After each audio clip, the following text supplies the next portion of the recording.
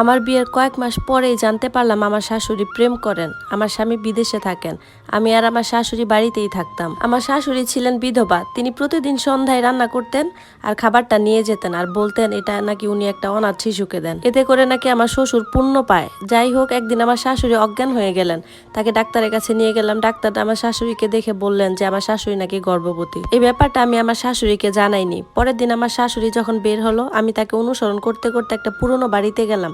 দরজা খুলতেই যেটা দেখলাম সেটা দেখে তো আমার হুশ উড়ে গেল, কারণ আমার শাশুড়ি, আমি আমার মামার বাড়িতে থাকতাম, আমার জন্য আসা প্রথম সম্বন্ধটাকে আমার মামা হ্যাঁ বলে দেয়। আমাকে কোনো মতো বিয়ে দিয়ে বাড়ি থেকে বের করতে পারলেই বাঁচেন, যেহেতু উনারও মেয়ে ছিল, ওদেরকেও বিয়ের বন্দোবস্ত করতে হবে, এজন্য যত দ্রুত সম্ভব আমাকে বাড়ি থেকে বিয়ের ব্যবস্থা করলেন। আমি দেখতে তার মেয়েদের থেকে অনেক বেশি সুন্দরী ছিলাম, যার কারণে মামি সবসময় ভয় পেত যদি সবচেয়ে ভালো সম্বন্ধটাই আমার জন্য আসে। যার কারণে অভিজিতের সাথে যখন আমার সম্বন্ধ এলো, তখন মামি মামাকে উল্টাপাল্টা সবকিছু বুঝিয়ে আমার বিয়েটা দিয়ে দিল। তবে আমি আল্লাহর কাছ থেকে এত ভালো স্বামী পাবো কখনোই আশা করি। আমার স্বামী খুব বেশি ধনী ছিল না, বিয়ের পরে পরে অর্থের অভাবের মুখোমুখি হয়। আমাদের বিয়ের সময় অনেকগুলো টাকা খরচ হয়। আমার স্বামী বিয়েতে অনুষ্ঠান করার জন্য অনেকগুলো টাকা ঋণ নিছেন, যার কারণে ওনাকে বিদেশে যেতে হয়েছে, যাতে তিনি কিছু টাকা উপার্জন করে ঋণটাও শোধ করতে পারে, আবার সংসারটাও ভালোভাবে চলে। তার কাগজপত্র ইতিমধ্যে তৈরি হয়ে গেছে। আমার বিয়ের মাত্র 2 মাস হয়ে গেছে, যেখানে আমার স্বামী আমাকে রেখে দুবাই চলে গেছে। আমি আমার স্বামীর সাথে খুব ভালো একটা সময় কাটানোর সময় পাইনি। অভিজিৎ আমাকে বলেছিল যে আমি খুব দ্রুতই চলে আসবো, একটু ধৈর্য ধরো, টাকার সমস্যা তো অনেক বেশি, শুধু ঋণগুলো পরিশোধই নয়, আমি ভাবছি একটা বাড়িও বানাবো, কারণ এই মুহূর্তে আমরা একটা ভাড়া বাড়িতে থাকি। তুমি কি চাও না আমাদের নিজেদের একটা বাড়ি হোক? এইসব কথা বলে ও আমার দুঃখ দূর করার চেষ্টা করছিল। এই অল্প সময়ের মধ্যে আমার শাশুড়ির সাথে আমার খুব বেশি একটা কথা হয়নি, যেহেতু আমি জানতাম যে আমার স্বামীর সাথে কাটানোর জন্য আমার কাছে হাতে খুব একটা সময় নেই, তার কারণে আমি দিন রাত তার সাথে সময়টা কাটাতাম। আমি আমার শাশুড়ির সাথে বসে গল্প করার মতো সময় পাইনি, বা এই মুহূর্তে তার কোনো সময়ও ছিল না।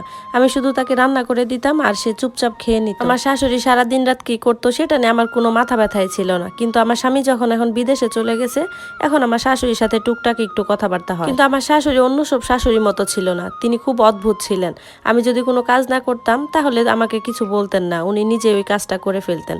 আর সকালবেলা যদি আমি ঘুম থেকে উঠতে দেরি করতাম, তাহলে দেখতাম উনি নিজে নাস্তা রেডি করে বসে আছেন বা নিজে খেয়ে নিছেন। এমনকি উনি মাঝে মাঝে আমার নোংরা কাপড় চোপড়ও পরিষ্কার করে দিতেন, কিন্তু উনার এই ব্যাপারগুলো আমাকে খুব একটা খুশি করতে পারেনি, বরং রাগ হতে থাকলাম আমি। একদিন ওনাকে আমি বলেই ফেললাম যে আপনি এই সমস্ত কাজকর্ম করে কি বুঝাতে চান, যে আপনার ছেলের বউ কোনো কাজ করে না, সে ঘুম থেকে দেরিতে উঠে সে নিজের কাপড়টা নিজে ধুইতে পারে না, এগুলা বলে মনে হয় আপনি পুরো এলাকার সামনে আমার বদনাম করতে চান, তাই না? আমি শুধু এইটুকুই বলেছিলাম। এরপর কয়েক সপ্তাহ থেকে আমার জামা কাপড় যদি নোংরাও হয়ে থাকে, উনি আর পরিষ্কার করে দেন না।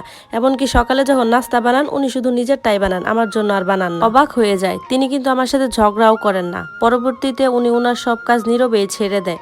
তার কিছুদিন পর অবাক করা এক ঘটনা ঘটে। আমি যখন রান্না করতাম, তিনি আমাকে একজনের জন্য বাড়তি রান্না করতে বলেন। আমি তখন বলি আমরা মানুষ 2 জন, তাহলে 3 জনেরটা রান্না করব কেন? তখন তিনি বলেন দেখো তোমার শ্বশুর তো এখন বেঁচে নেই, তো আমি ভাবছি তার ভাগের খাবারটা আমি অন্য একজনকে খাওয়াবো, যাতে ওনার পুণ্য হয়। কথাটা শুনে আমি একটু অবাক হই, উনি তো এর আগে কখনো এরকম বলতেন না, আমার স্বামী যখন ছিল তখনও বলেন নাই।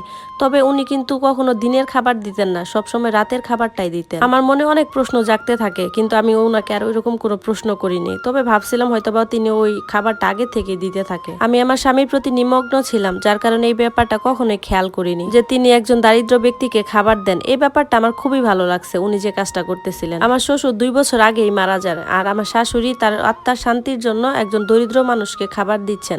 এখন খুব কম মহিলাই আছে এরকম যারা তার স্বামীর আত্মার শান্তির জন্য অন্যদেরকে খাওয়ায়। আমি আমার শাশুড়িকে একজন শুষ্ক মহিলা মনে করেছিলাম, যার কিনা কোনো ব্যাপারে কোনো আগ্রহই ছিল না, আর তার মধ্যে বিশেষ কোনো ভালো গুণও আমি দেখিনি। আমি তার এই ব্যাপারটি খুব ভালোভাবে নিয়েছিলাম, আর তার প্রতি শ্রদ্ধা আর সম্মানটা আরো বেড়ে গিয়েছিল। এটা ঘটেছিল কারণ আমি সদ্য বিবাহিত ছিলাম এবং আমি আমার স্বামীকে খুব ভালোবাসতাম। আমি আমার স্বামীকে খুব মিস করছিলাম, এজন্য আমি আমার শাশুড়ি ব্যথাটা অনুভব করতে পারছিলাম। আমি আমার স্বামীকে এতটাই ভালোবাসতাম যে তাকে অল্প সময়ের জন্য বাধ্য হয়ে দেশের বাইরে যেতে হয়েছে, তাতেই আমার এই অবস্থা। যদিও আমি আশা করি যে সে আবার ফিরে আসবে, এবং আমার শাশুড়ির স্বামী তো পৃথিবী ছেড়েই চলে গেছে, আর তিনি কখনো আশাও করেন না যে তিনি আর ফিরে আসবে। এমন একটা কথা ভেবে আমার হৃদয়টা দুঃখে ভরে যায়, আর এরপর থেকে আমার শ্বশুরের প্রতি সহানুভূতি দেখাতে শুরু করি। আমার শাশুড়ি প্রতিদিন ওই খাবারটা নিয়ে বাহিরে যেতেন আর অনেকক্ষণ বাহিরে থাকতেন।